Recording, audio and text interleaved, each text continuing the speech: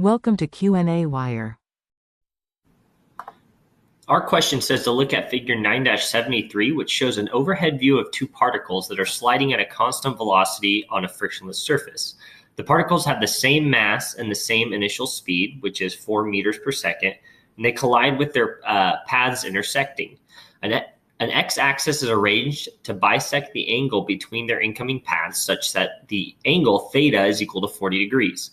The region to the right of the collision is divided into 4 lettered sections by the x-axis and 4 numbered by dashed lines. In what region or along what line do the particles travel if the collision is A, completely inelastic, B, completely elastic, C, inelastic, and what are the final speeds if the collision is D, completely inelastic, and E, elastic? So this is kind of a conceptual question, so I'll walk you through it. So for part A, this is a highly symmetric collision. And when we analyze the y components of the momentum, we find that their net value is 0. Thus, the stuck together particles are going to travel along the x-axis. So we can go ahead and write here along the x-axis. So we'll write part A.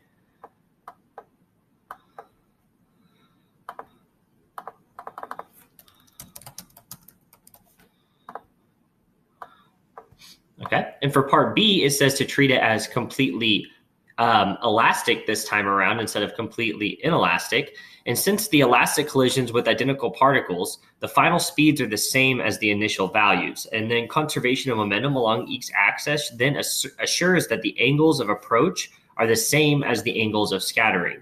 Therefore, one particle travels along line 2, and the other particle is going to travel along line 3. So we can go ahead and write that as well.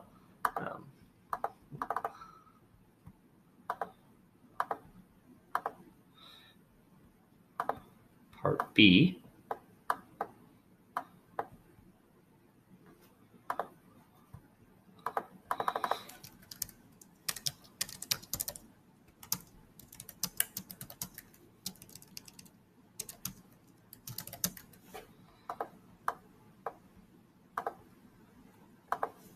All right.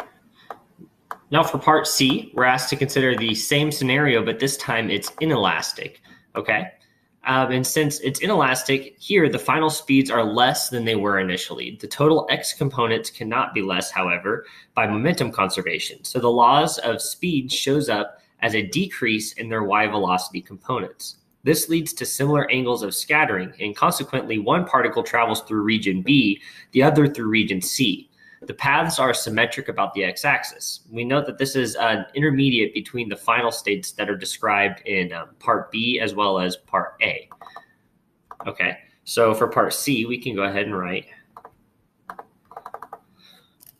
the region between x-axis and lines 2 and 3. Okay. Now for part D, we're asked to find the final speed if the collision is completely inelastic.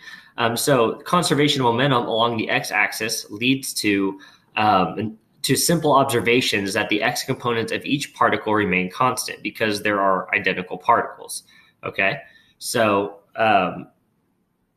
we can write v of f of x here.